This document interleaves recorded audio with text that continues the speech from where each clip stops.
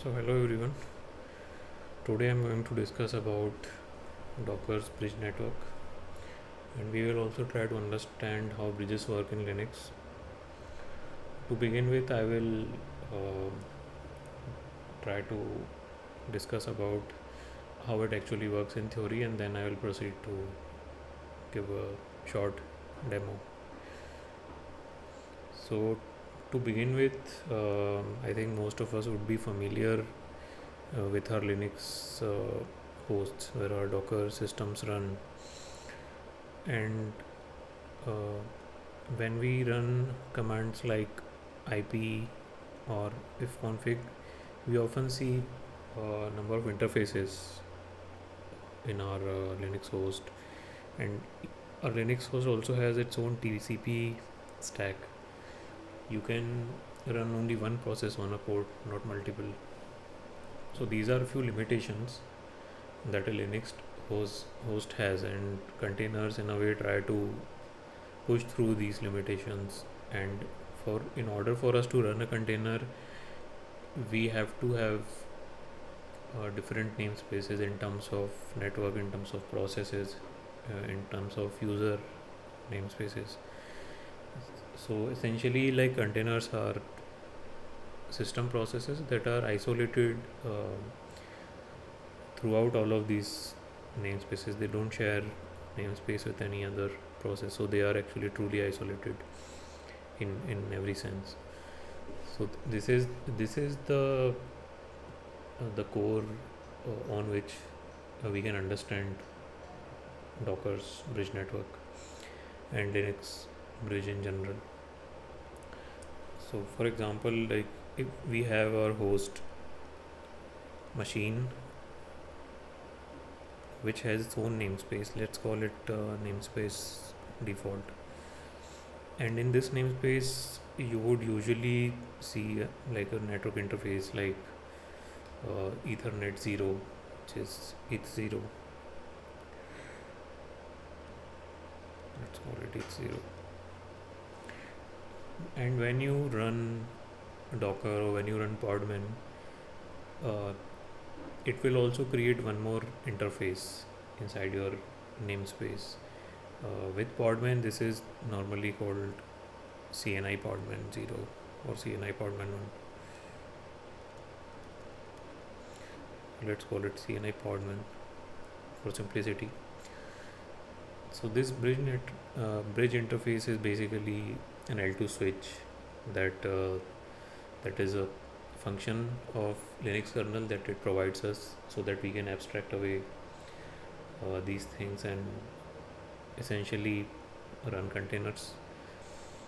Uh, so this is actually an L2 switch, and the functionality of an L2 switch is that it is not involved in IP based routing. It only switches traffic between one machine to another machine, which is part of one single uh, network. What I mean by that, I will demonstrate. Uh, so, in Linux, in general, and in Podman, this CNI Podman bridge interface will have a few children. And what these before I talk about this, let's talk about containers, how containers are spawned. So let's say you spawn one container, uh, Apache or something. So this container will not be created in Linux, sorry, our host namespace. It is going to have its own network namespace. Let's call it a namespace 2. uh, the reason behind this is that it has its own TCP stack, so you can essentially run Apache on your host on port 80, then you can run the same program on your container on port 80, and there will be no conflicts. So it's essentially that. And each of our container will also have its own ETH0, the default network interface. You can have multiple, but by default you would have only one. And let's say you have another container that you spawned, and it is running some other binary. We'll just call it namespace. I think this is a namespace default, so this becomes namespace 1, and it will also have its Ethernet interface. Okay, so how does it connect with the Linux bridge is the question. Like we we we must have seen all of this on our host in our containers, but how does it connect actually with each other? And these connections are made possible by virtual Ethernet interfaces, which if you do an if config on your host machine, you would see them as VETH, starting with virtual Ethernet interface. And Podman starts an Ethernet interface, virtual interface for each of the container that we spawn. So let's call it 2. So you see there is a virtual interface corresponding to each container, right?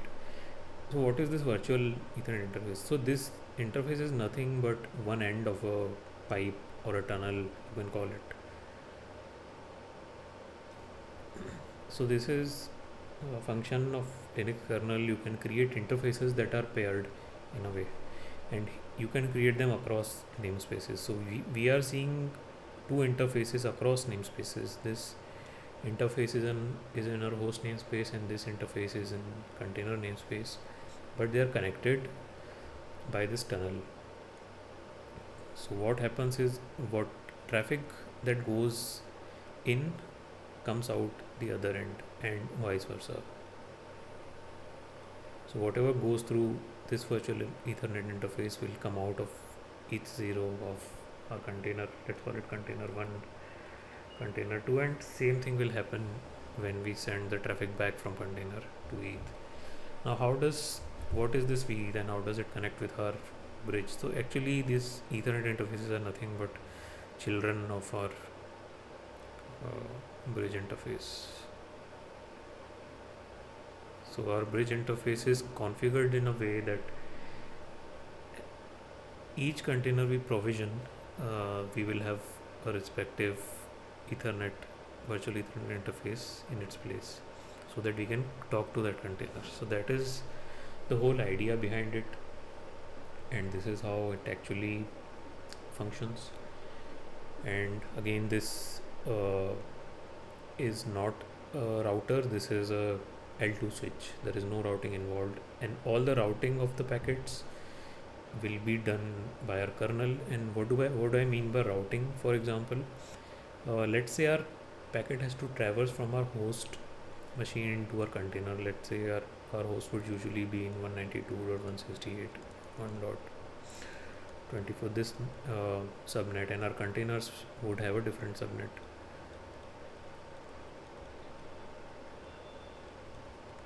Let's say our containers are part of this subnet. So what happens is that you cannot really send them directly. So from one network to another network, if the packet has to travel, it has to be routed. And in this case, our Linux kernel is going to act as a router. It is going to route traffic which has to go from one network to another network via itself, and not through this interface. This interface is solely for the purpose of L2 networking, which is switching. Although when you run ifconfig, you would find that this interface has an IP address which is in this network address space, and it would be something like 10.88.4.1. So let's say 0. It would be .1 usually, and that is for the purpose of routing. There is no other reason, so that packets can be sent to it. That's the whole point behind it.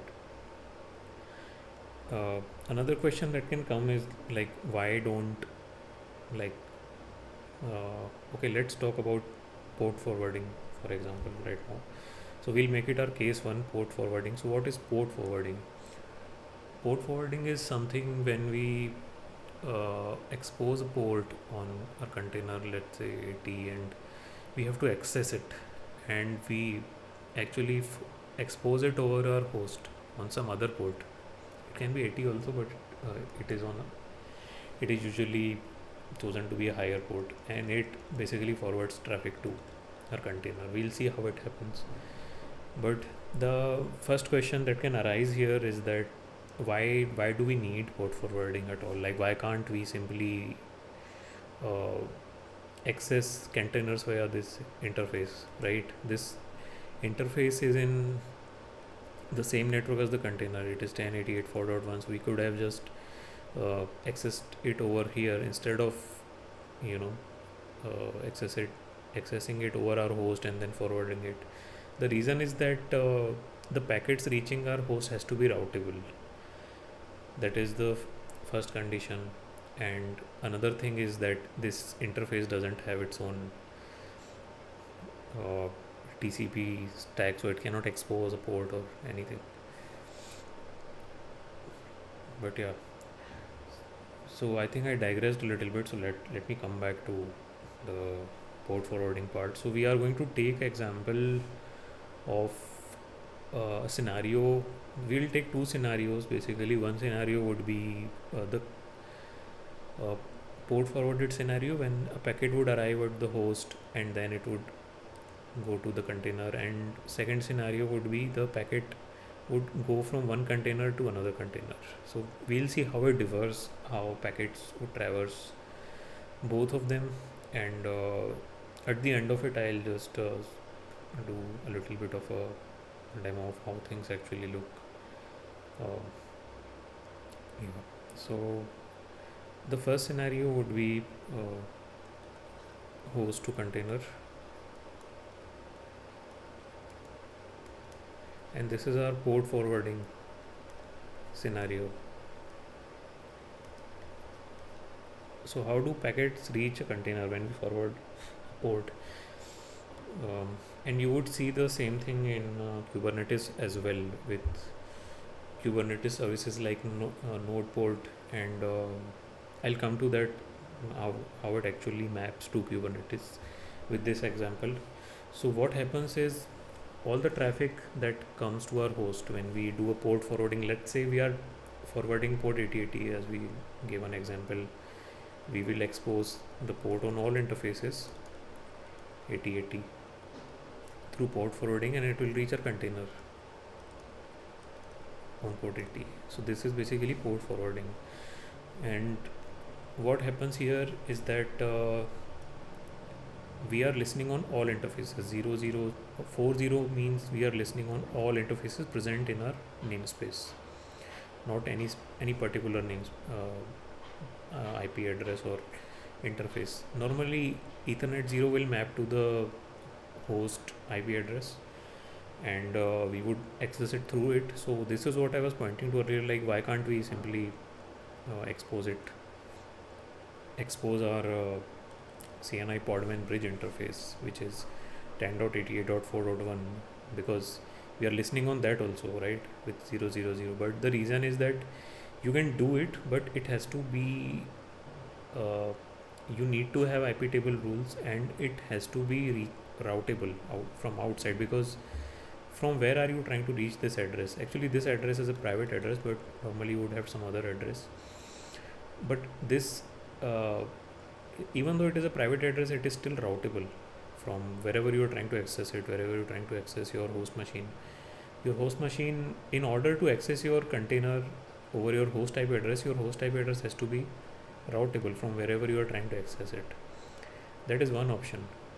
So I'll just options of connecting here. Option 1 is that you connect with host IP. This is the first option when you are connecting via an exposed port. The second option is localhost, which is your local loopback address. I'll show it in the demo. So localhost, basically your request is sort of emerging inside the host and ending there, and it's a local loopback address essentially.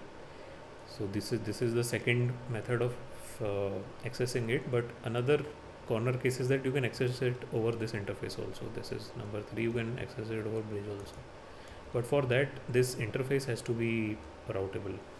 In my case it is not, so I'll just drop this digression for now on. But let us come back to this part. of our discussion. This is port forwarding, and we are, for this purpose, for this example, we are going to select this mode of accessing our uh, container. Let's say our host address is 192.168.1.4.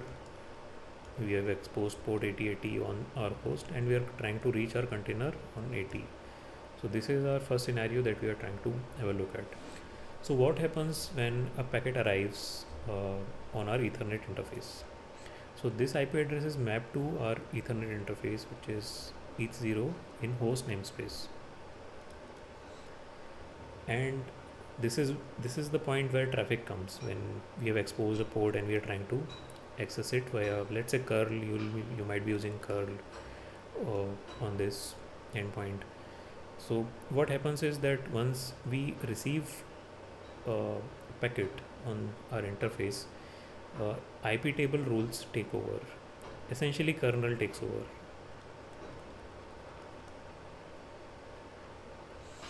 So at this point, the packet has come out of the interface and entered into kernel IP stack. And IP tables are set of rules that can be used as a firewall to prevent ingress, egress. Um, you can implement multiple firewall sort of rules using IP tables. And another thing you can do over IP tables is what is called SNAT and DNAT. In this example, we are going to be talking about DNAT. So what happens is that when a packet arrives at ETH0, the packet in its header will have all this: the IP address of our host machine and the port that it is trying to reach. So the problem with this is that our container will not accept a packet like this, because our container has a different IP. If you remember, our container is running on a different IP address. So we need to rewrite this uh, this uh, packet so that it reaches our container. And also, since our container is in a different uh, uh, address space, we need to route it there. Like, it is not in the same address space. It is not in 192.168. So for that reason, we need to rewrite IP.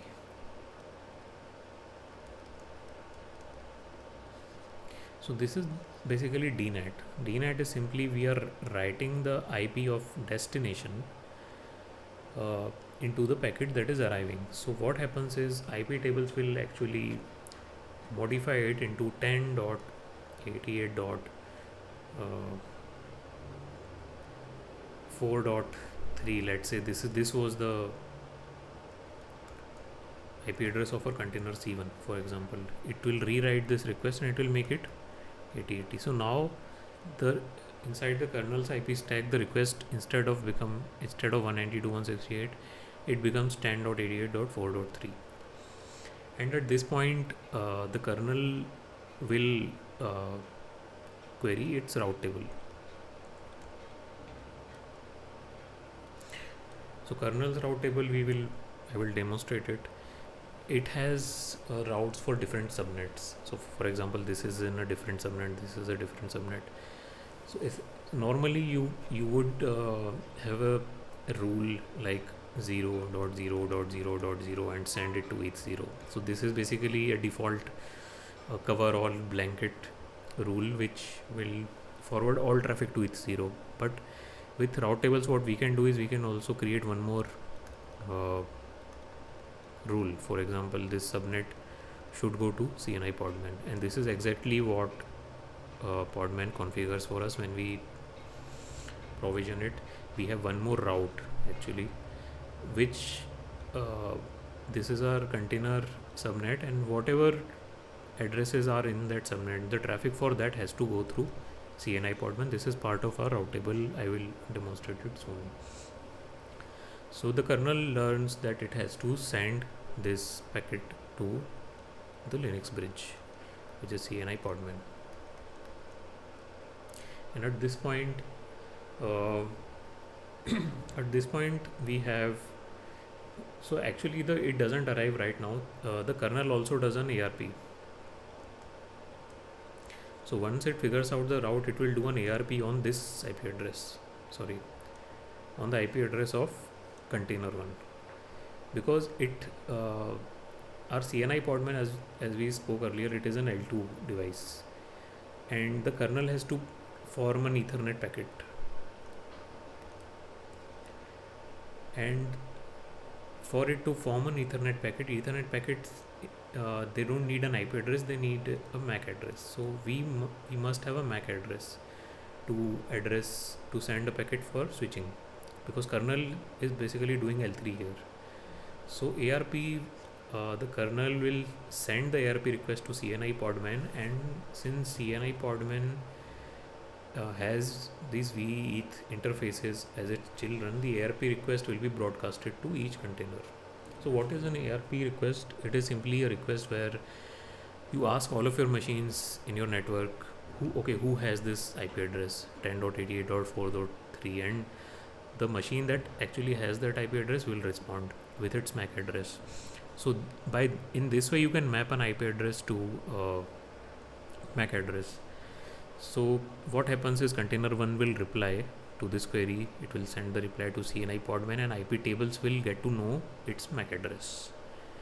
So with ARP we have a MAC address, kernel gets the MAC address, and kernel puts this MAC address in the Ethernet frame of the packet it is trying to form, because now the packet is no longer a packet, it is becoming Ethernet frame.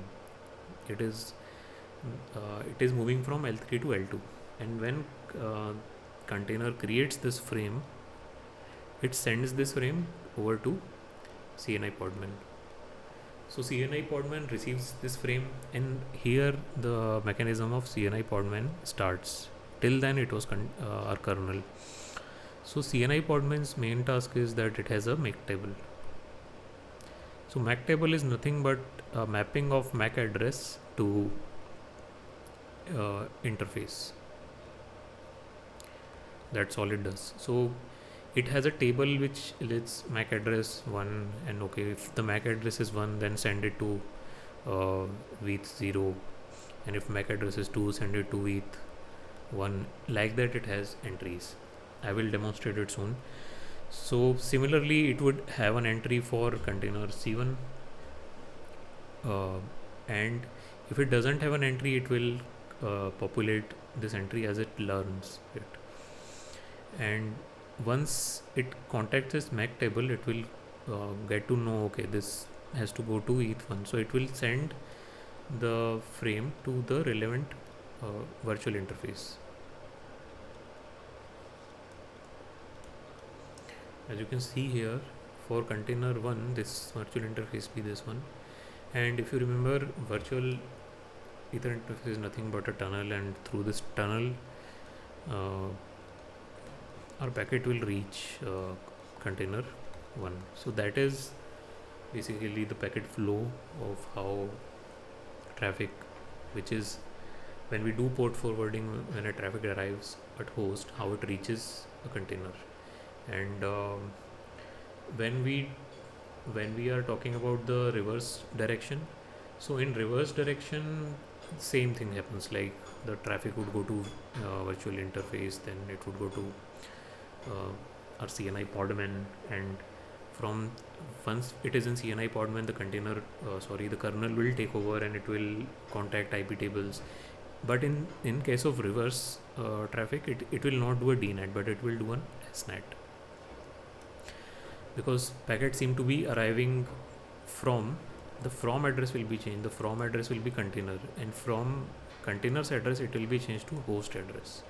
I will show the IP table rules soon.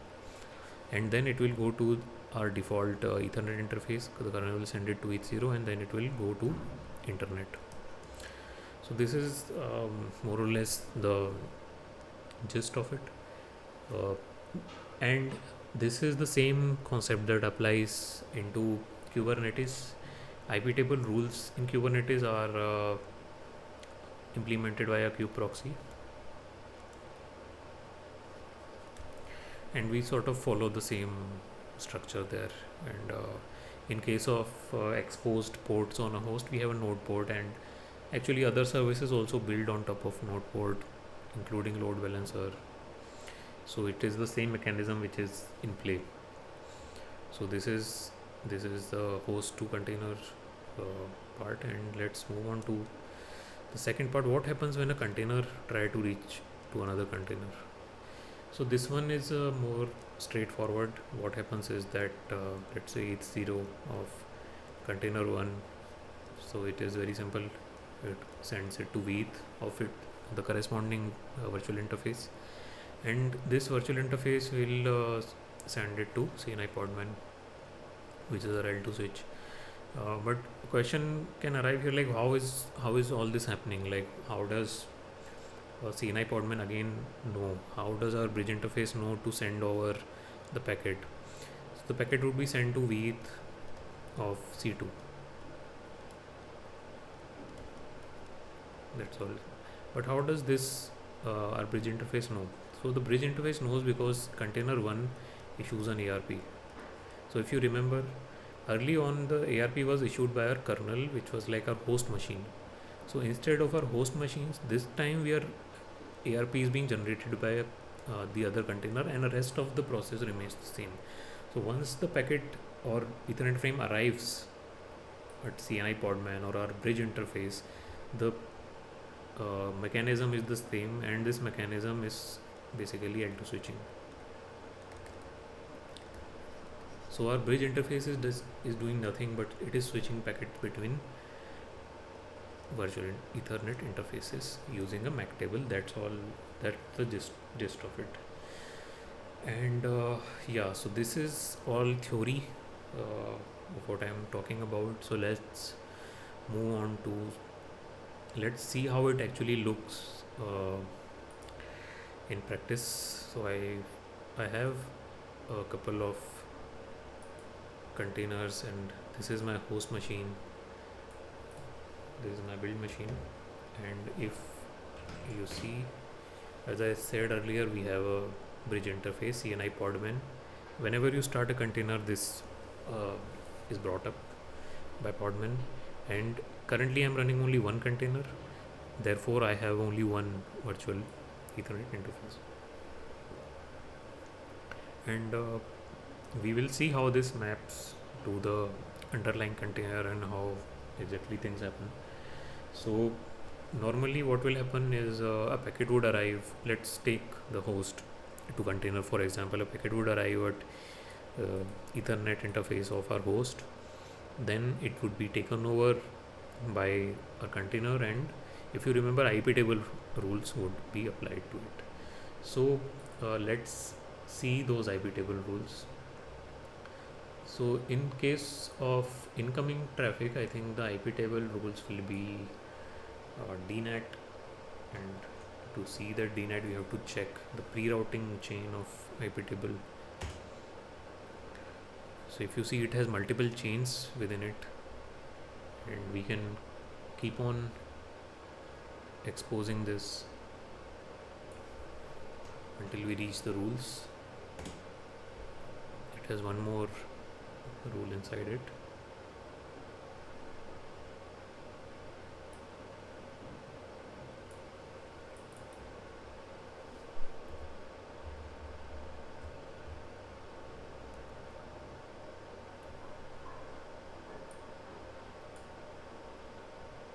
Let me open this chain.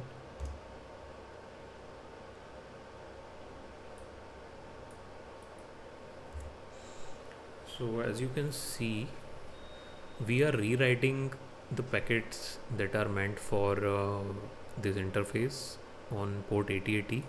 So I have actually exposed port 8080 on my host to connect to my Apache web server container, which is exposing port 80. So this is basically my port exposure. So this is actually the rule, iptable rule, which enables this port forward, and this is my container's IP address, as I told earlier, and it is forwarding it to 80. So kernel at this point will know that I need to rewrite this packet from my host IP address to container IP address. At this point, kernel will check the route.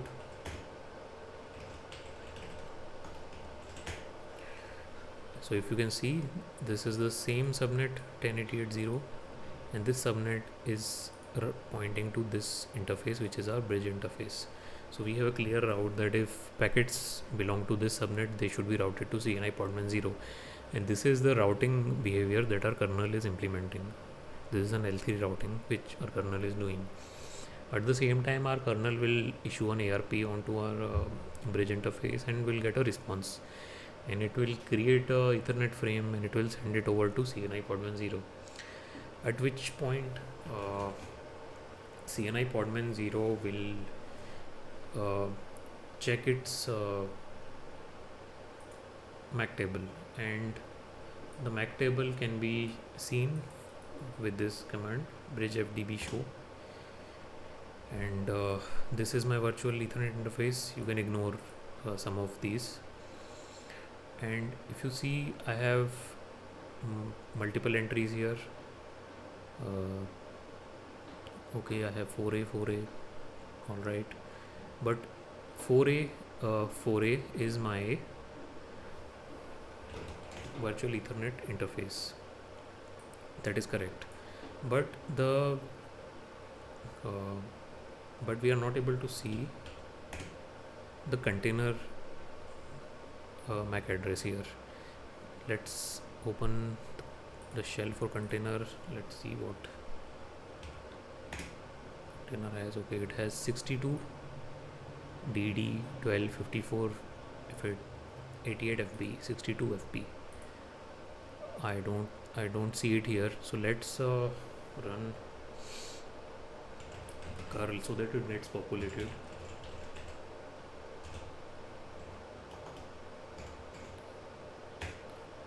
Okay, I think it should be populated now.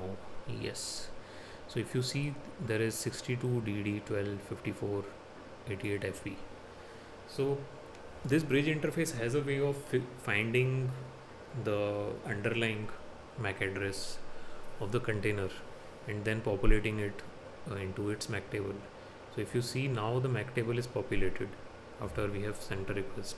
We have actually sent some traffic over that path, and we have MAC address of the container mapped to the virtual Ethernet interface in our host namespace. So after this, the traffic is sent over to our virtual interface, and then it eventually comes to our container,